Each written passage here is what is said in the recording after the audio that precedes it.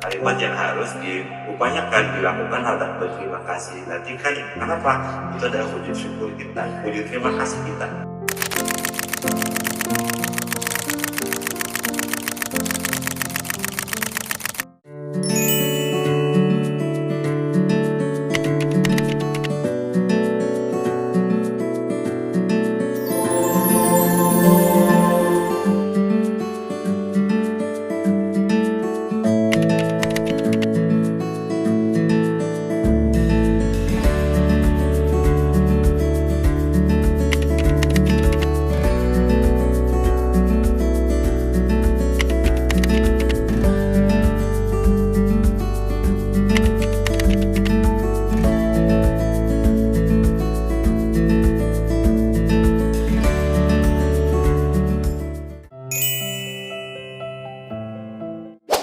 Assalamualaikum warahmatullahi wabarakatuh. Assalamualaikum warahmatullahi wabarakatuh. Kenalin Ibu, nama saya Apsara dan teman saya Hawa. Kita berdua sama teman-teman yang lain tuh dari SMA 23 Bandung. Maksud dan tujuannya ke sini tuh ingin mewawancara Ibu. Pertama untuk tugas kami di proyek P5. Terus kita juga mau ada melakukan observasi di sini. Boleh Bu? Enggak. Izin juga Bu untuk wawancara sama dokumentasi. Bolehkah kami mengetahui nama Ibu? Nama Ibu Susanti. Bu Susanti ini usianya berapa Bu? 53. Ibu berasal dari daerah di sini atau tempat lain? Ibu asli Bandung, tapi tepatnya di daerah Kosambi. Oh, lumayan namanya jauh. Iya. Bisa dari sini. Iya, tapi kan sekarang tinggal di sini sama anak-anak. Oh iya. Jadi udah warga di sini. Wih, siap Bu. Kalau pekerjaan Ibu saat ini atau sebelumnya apa Bu? Sebelumnya Ibu wirausaha bikin snack kue basah sama roti, kue kering, cake gitu, nerima pesanan snack box.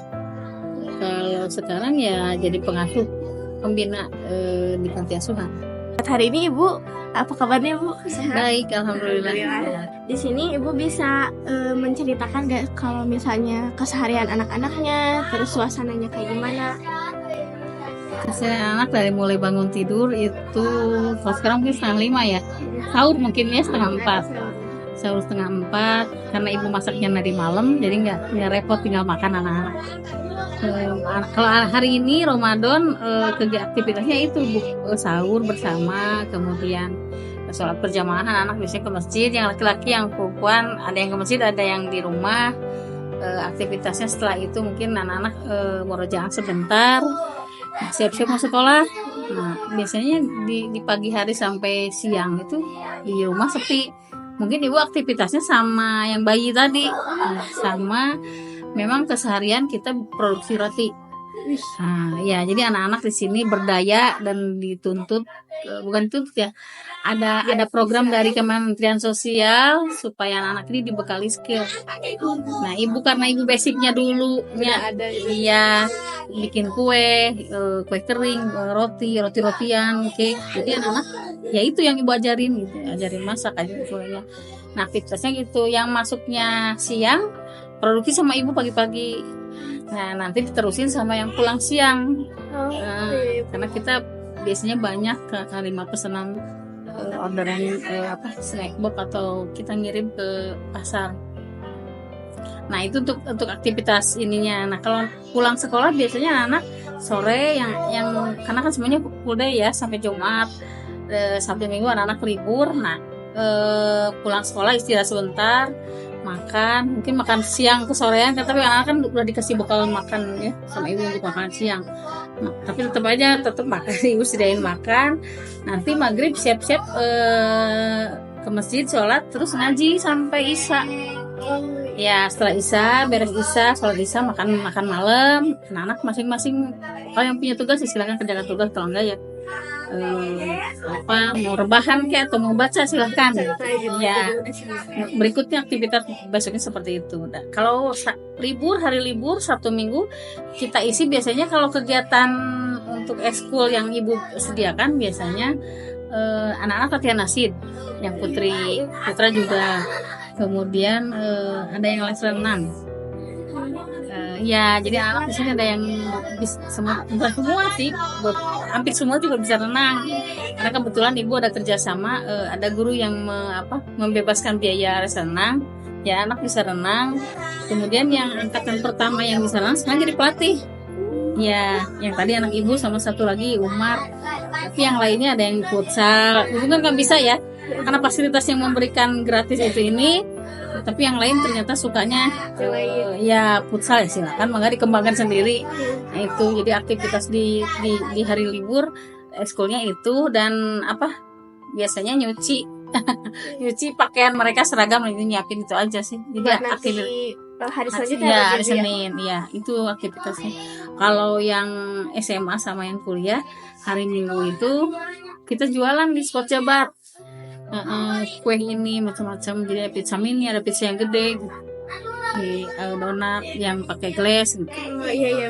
Itu kira-kira jualannya berarti apa sih namanya tuh, kayak di tempat sebelah mana ya Bu, Sport Jabar bagian dekat sekolah Mutiara Bunda, dekat tepi kota, gerbang tepi kota. Di situ. Kira-kira dari jam berapa sampai berapa? Anak-anak biasanya setelah sholat subuh siap-siap sini sama bapak berangkat 5:30, nanti jam 10:30 pulang. Siap. Nah, selanjutnya berarti ini ya, sejak kapan, sejak tahun berapa ibu tinggalnya pindah ke sini, sama kenapa ibu mau pindah ke sini gitu, mau pindah tinggal di sini? Pindah di sini itu 2013. Awalnya bapak kan memang guru ya sampai sekarang juga. Nah, waktu itu kan bapak kepala sekolah di Muhammadiyah. Aktivitas ibu sebagai usaha di kue ya di situ. Kemudian yang aktivitas anak-anak aktivitas bapak sebagai kepala sekolah yang ngajar gitu di sekolah. Nah, kemudian dari pihak Muhammadiyah meminta kami, karena ini beli rumah ini untuk menamati rumah ini dengan mengasuh 10 anak yatim waktu itu, angkatan pertama. Awalnya ibu menolak sih, sampai 4 kali ibu menolak, karena kalau yang dipikir ibu kan gini, mendidik anak sendiri aja tanggung jawabnya besar gitu ya, apalagi mendidik anak orang dengan berbagai latar belakang. Nah, yang ketakutan ibu, takutnya ibu nggak bisa. Tapi karena berdasarkan dari Muhammadiyah, kemudian kata bapak, kenapa nggak dicoba kesempatan ini gitu. Hanya kami bismillah pindah ke sini dengan niat memang ibu ingin sebagai pekerja sosial betul-betul ingin membantu anak-anak ini menyelesaikan masalah sosialnya yang dihadapinya dari yang dibawa dari rumah gitu. Dan alhamdulillahnya itu terselesaikan satu-satu gitu. Dari angkatan pertama memang ada beberapa anak yang gugur ya, artinya tidak selesai sekolahnya dan dia memutuskan untuk berhenti keluar dari panti. Tapi ada beberapa yang sukses berhasil, anak ini sampai tingkat sarjana gitu, dan dia sudah bekerja. Tantangan ibu atau kayak rencana ibu di tahun 2025 ini kira-kira apa aja, dan bisa dijelasin Bu tantangan dan rencana ibu? Tantangannya mungkin karena ibu diamanahi untuk buka usaha ini ya, satu mungkin ibu kekurangan modal, karena harapan ibu sih sampai pindah toko gitu. Yang kedua mungkin karena dampak dari COVID kemarin, memang usaha ini adalah salah satu yang memang betul-betul menopang untuk kehidupan anak-anak. Karena semakin kesini memang donatur yang mensupport anak-anak nggak ada. Sementara anak-anak ini jumlahnya di ibu kan banyak ya, 40 anak. Dan mereka itu tidak hanya butuh makan, mereka itu kan butuh untuk sekolah, biaya sekolah, untuk transport. Nah itu kan ibu harus pikirkan dari mana ini sumbernya gitu kan, harus ada sumbernya. Sementara donatur yang datang ke sini satu persatu mundur, karena memang mungkin kondisi mereka juga tidak baik-baik saja dengan kondisi ekonomi saat ini. Ya, itu mungkin yang jadi tantangan ibu, gimana caranya dengan buka usaha ini semakin maju dan berkembang, banyak yang support. Mungkin dengan membeli produk kami sama dengan menyantuni anak-anak. Karena kalau harus langsung memberikan bantuan ke anak-anak, mungkin mereka juga masih banyak keperluan untuk masing-masing keluarga, tapi dengan membeli produk seperti ada acara di sekolah kayak gitu kan, bikin snack box, nanti otomatis itu sama dengan membantu menghidupi anak-anak, kan dari uang pendapatan itu dikelola sama anak-anak, dibagi hasil dengan anak-anak yang bikin produksi, yang uang yang ibu terima itu untuk belanja kembali bahan-bahan yang kita butuhkan untuk berikutnya. Itu mungkin kalau pola pengasuhan selama ini sih alhamdulillah ibu masih bisa mengatasi ya, karena kan sekarang lebih banyak pelatihan mungkin ya, terus kemudian dari dinas sosial juga ada perhatian, dan peraturan dari Muhammadiyah Pusat itu salah satu naungan panti asuhan itu, kepala pantinya harus atau minimal anak pengasuhnya harus menguasai pendidikan kesejahteraan sosial biar bisa menangani masalah-masalah sosial anak-anak. Itu aja mungkin. Selanjutnya itu harapan terbesar ibu untuk kedepannya kira-kira apa tuh?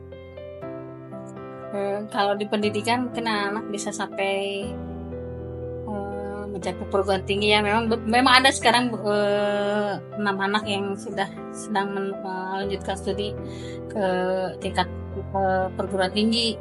Tapi harapan ibu memang anak-anak ini bisa berdaya, kemudian dia ada kontribusi dengan adik-adiknya ketika mereka sudah sukses dan berhasil.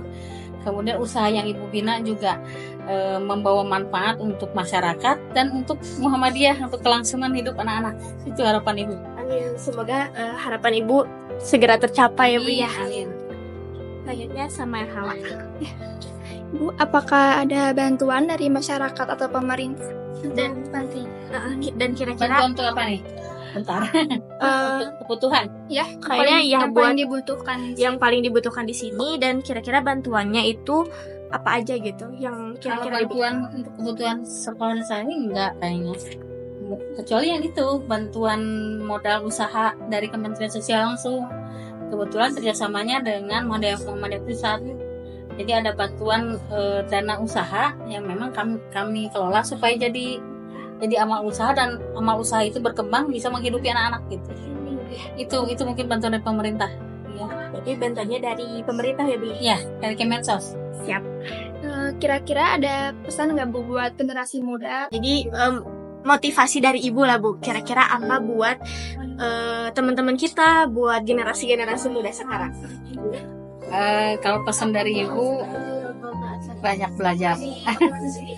Banyak belajar, kemudian tingkatkan kualitas diri, tingkatkan keahlian, karena mungkin itu yang dibutuhkan ketika kalian sudah lulus ya. Kedepannya Bu ya? Betul. Ternyata yang diminta dan dibutuhkan di dunia pekerjaan itu itu ya, keterampilan, keahlian, kemudian kepribadian yang baik, attitude yang baik. Karena buat apa kita cerdas kalau attitude yang jelek juga itu kayaknya nggak akan diterima ya. Yang ibu tanamkan ke anak-anak juga seperti itu. Karena maaf mungkin generasi anak-anak sekarang generasi teknologi ya. Kalau generasi ibu kayaknya pendidikan dari orang tua, dari pendidikan penjajah mungkin ya. Jadi ada ketaatan, harus ini gitu. Nah, anak-anak sekarang kan kurang fokus karena banyak lihat HP ya. Ibu sering negur anak-anak yang di sini, kalau ibu ngasih instruksi bikin satu resep nih, ibu nemu resep baru, kata ibu ini bikin, anak-anak dengerinnya sambil megang HP. Nanti kalau ibu udah pergi, tadi tuh ibu ngomong apa ya? Jadi ibu tuh nggak ngomong ulang, kata ibu cari sendiri gitu. Nah itu mungkin tingkatkan fokusnya biar ketika masuk ke dunia pekerjaan kalian bisa apa ya, bisa merealisasikan terus pekerjaan yang kalian dapat juga tidak merugikan pihak perusahaan. Iya, betul. Ya itu mungkin ya attitude-nya, sikap kalian yang baik. Di zaman yang teknologi ini lebih gampang ya Bu, sebenarnya lebih serba mudah ya Bu ya. Terus kalau kalian mau mengejar cita-cita ya capek-capek dulu sekarang. Jangan lupa pacaran. Ya Bu. Benar. Karena dia akan terbagi dua konsentrasinya ya. Betul. Mikirin pasangan hidup yang belum tentu ya, dengan mikirin masa depan kalian. Setahu ibu gitu. Ibu di sini di panti memang mengajarkan anak-anak nggak boleh, bukan nggak boleh suka sama lawan jenis, nggak, bukan. Silahkan, itu normal ya. Tapi jangan pacaran gitu. Karena ketika kalau mereka datang dari latar belakang keluarganya yang tidak mampu ingin sekolah di Bandung, kami sebagai pembina di Muhammadiyah memfasilitasi pendidikan dan kehidupan di sini yang layak. Tiba-tiba dia terganggu dengan kehidupan dia yang di luar sana. Ibu nggak mau kesempatan itu karena masih banyak orang yang ingin masuk ke panti, tapi kan kami terbatas jumlahnya. Tidak semua orang yang masuk ke panti itu kami loloskan gitu. Karena memang lihat kondisi kamar yang kami tampung anak-anaknya terbatas gitu. Nah itu kata ibu, kesempatan ini jangan disia-siakan. Kalau kamu datang ke sini untuk belajarlah yang benar-benar. Nanti kalau kamu udah berhasil, sudah sukses, jodoh mungkin gak akan kemana, pasti datang. Dan ketika kita memantaskan diri, yang datang juga pasti yang layak dan pantas. Iya, Ibu pasti. Nah itu mungkin dari Ibu ya. Siap, ini benar-benar teman-teman jangan lupa kalian catat juga, karena apa yang tadi Ibu jelaskan itu benar-benar menjadi motivasi juga buat kita ke depannya. Jadi terima kasih banyak Ibu untuk waktunya. Kita juga udah diperbolehkan di sini untuk wawancara dan observasi juga. Semoga ya Ibu dan juga anak-anak di sini ya sehat, sukses, dan juga selalu diberi keberkahan ya Bu. Nah, kira-kira ada hal lain gak Bu sebelum mau kita tetap wawancarain? Sampai ya. Udah cukup berarti ya Bu ya? Cukup. Siap. Ya. Ya udah kita tutup. Wassalamualaikum warahmatullahi wabarakatuh. Waalaikumsalam warahmatullahi wabarakatuh.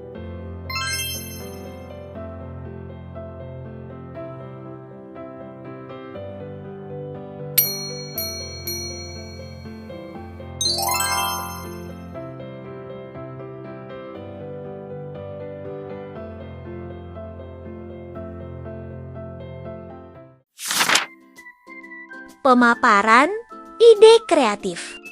Assalamualaikum warahmatullahi wabarakatuh. Perkenalkan, nama saya Hawa Magfira, dan di sini saya akan menjelaskan tentang apa sih latar belakang terciptanya program yang kelompok kami buat. Dan teman-teman, seperti yang kita semua tahu ya, bahwa kebersihan itu adalah bagian dari iman. Dan setelah kita melakukan observasi kemarin ke panti asuhan, dan pastinya juga kita sering kan mengunjungi seperti tempat-tempat ibadah, panti asuhan, panti jompo, atau tempat-tempat lainnya yang ternyata masih ada loh tempat wudhunya, toiletnya yang kurang terawat karena kan kurangnya atau keterbatasan dana dan keterbatasan tenaga. Oleh karena itu, inilah saatnya kita bergerak, karena kan dengan aksi bersih-bersih ini kita tidak hanya menunjukkan rasa kepedulian saja, tapi kita dapat menggalang dana untuk membantu atau mendukung para sukarelawan serta menyediakan alat-alat kebersihan. Mari ciptakan lingkungan yang bersih, nyaman, dan penuh berkah. Assalamualaikum warahmatullahi wabarakatuh. Halo semuanya, saya Ayah Hairnisa. Sedikit ingin menyampaikan tujuan kegiatan dari proyek yang akan kami selenggarakan. Yang pertama, ingin membersihkan toilet dan tempat wudhu di masjid serta panti agar lebih higienis, karena kehigienisan itu paling utama. Dan yang kedua, meningkatkan kesadaran masyarakat akan pentingnya kebersihan lingkungan, rumah, ibadah, dan panti. Karena di sini balik lagi ke poin yang awal, kita akan lebih berfokus pada kebersihan lingkungan. Yang kedua, memberikan dukungan finansial kepada sukarelawan yang berpartisipasi sebagai bentuk apresiasi. Selain kita di sini menunjukkan rasa hormat kita, kami juga memberikan sedikit hadiah untuk penyemangat. Yang ketiga, menggalang dana untuk pembelian alat kebersihan dan donasi bagi rumah ibadah serta panti. Sekian dari saya. Assalamualaikum warahmatullahi wabarakatuh. Halo, nama aku Azalisa Putri Rostiana. Ada 4 sasaran kegiatan. Yang pertama ada masjid dan musola yang ada di daerah sekitar. Yang kedua ada panti asuhan dan panti jompo yang membutuhkan bantuan kebersihan. Lalu yang ketiga ada sukarelawan yang ingin bersedia ikut serta dalam kegiatan ini. Yang keempat ada masyarakat umum yang ingin berdonasi dalam mendukung kegiatan. Tahap pertama yaitu persiapan. Jadi pertama-tama kami di sini akan membuat tim kerja untuk melakukan kegiatan ini. Lalu kami akan melakukan survei tempat atau lokasi yang membutuhkan bantuan atau yang ingin kami bersihkan tempat-tempatnya. Nah, setelah itu kami akan mencari sponsor atau dana awal untuk membeli alat-alat kebersihan untuk melakukan kegiatan ini. Nah, kami juga akan membuka pendaftaran untuk sukarelawan atau orang-orang yang ingin ikut berpartisipasi di kegiatan ini. Lalu tahap kedua yaitu aksi bersih-bersih. Jadi di sini kami setiap tim akan langsung melakukan kegiatan ini, membersihkan toilet atau tempat wudhu di lokasi yang telah kami tentukan sebelumnya. Kami juga membersihkannya menggunakan alat-alat yang sudah kami beli sebelumnya seperti sabun, sikat, atau disinfektan, dan lain-lain. Nah, kami juga harus melakukan dokumentasi untuk kebutuhan pelaporan. Assalamualaikum warahmatullahi wabarakatuh. Perkenalkan, nama saya Apsara dan saya akan menjelaskan tentang tahap 3 dan juga tahap 4. Untuk tahap 3 ini sendiri akan membahas tentang penggalangan dana. Penggalangan dana pun terbagi menjadi beberapa poin. Nah, yang pertama, kita akan mengajak masyarakat ataupun warga sekitar untuk berdonasi sebagai bentuk apresiasi terhadap sukarelawan. Nah, donasinya ini tuh bisa berupa uang tunai, transfer, ataupun kalau misalnya warga ingin berdonasi alat kebersihan tambahan pun itu sangat bisa sekali. Nah, selanjutnya membuka stand donasi di area masjid ataupun panti yang akan dibersihkan. Selanjutnya yang terakhir adalah menyebar informasi donasi melalui media sosial, dan itu akan sangat mempermudah kami dalam penggalangan dana. Lalu masuk ke tahap 4 yaitu penyaluran dana. Penyaluran dana ini akan dibagi menjadi beberapa poin. Yang pertama itu sebagian dana ini akan dialokasikan untuk pembelian alat kebersihan tadi, agar kegiatan ini bisa berkelanjutan dan juga tidak hanya kegiatan sementara saja. Lalu yang kedua, sebagiannya itu akan diberikan kepada sukarelawan sebagai bentuk apresiasi atas kerja keras mereka. Tahap ini pun sudah saya sebutkan di tahap 3 tadi. Dan jika 2 yang tadi diprioritaskan sudah cukup dan juga sudah memenuhi, dananya akan diberikan juga untuk masjid dan juga panti dalam bentuk donasi kepada masjid dan panti yang sudah kita bersihkan tadi. Sekian dari saya. Wassalamualaikum warahmatullahi wabarakatuh. Saya akan memaparkan ide kreatif untuk menarik minat masyarakat. Yang pertama, ada tantangan 1 jam bersih-bersih, di mana setiap sukarelawan berkompetisi untuk membersihkan area dalam waktu 1 jam dengan hasil terbaik. Yang kedua, donasi Rp1.000 sehari, yaitu mengajak masyarakat untuk berdonasi dengan nominal kecil secara rutin agar hasilnya pun lebih besar. Yang ketiga, bersih-bersih sambil berbagi, di mana kita akan mengajak peserta untuk membawa makanan ringan yang akan dibagikan kepada penghuni panti setelah kegiatan selesai. Yang keempat, ada merchandise kebaikan, yaitu seperti menjual kaos atau tote bag yang bertemakan kebersihan dan kepedulian, di mana hasil penjualannya pun akan disalurkan untuk donasi. Assalamualaikum warahmatullahi wabarakatuh. Perkenalkan, nama saya Andini Mutiasari. Di sini saya akan menjelaskan sumber dana dan dukungan. Yang pertama ada donasi dari masyarakat, yang kedua ada sponsorship dari perusahaan lokal atau pengusaha, yang ketiga ada dana sukarela dari panitia dan peserta, yang keempat ada hasil penjualan merchandise. Sekian dari saya. Wassalamualaikum warahmatullahi wabarakatuh. Nah teman-teman, ada pun cara untuk memastikan agar program ini bisa terus berjalan. Di antaranya, yang pertama, kita dapat melakukan atau mengadakan program ini secara berkala setiap bulan ataupun setiap 3 bulan. Yang kedua, kita dapat membentuk komunitas relawan tetap yang siap berkontribusi di setiap dibutuhkan. Yang ketiga, kita dapat menjalin kemitraan dengan lebih banyak sponsor dan donatur untuk keberlanjutan program. Yang keempat, kita akan melakukan evaluasi dan perbaikan setiap kegiatan yang telah kita lakukan. Halo semuanya, kita semua ingin lingkungan yang bersih, terutama di rumah ibadah dan panti asuhan, bukan? Nah, inilah saatnya kita bergerak bersama lewat aksi bersih berkah. Kita bisa ikut menjaga kebersihan sekaligus membantu mereka yang membutuhkan. Kalian bisa berkontribusi dengan berbagai cara. Yang pertama, ada jadi sukarelawan dan ikut aksi bersih-bersih. Yang kedua, ada berdonasi untuk alat kebersihan dan dukungan bagi relawan. Dan yang ketiga, kita bisa menyebarkan informasi ini agar lebih banyak yang bergerak. Setiap langkah kecil kita punya dampak besar. Yuk bersama kita ciptakan lingkungan yang lebih bersih dan nyaman. Ada kesimpulan. 1. Bersih, berkah, aksi peduli rumah ibadah dan panti. Kita tidak hanya menjaga kebersihan tempat ibadah dan panti, tetapi juga membangun kepedulian sosial yang lebih luas.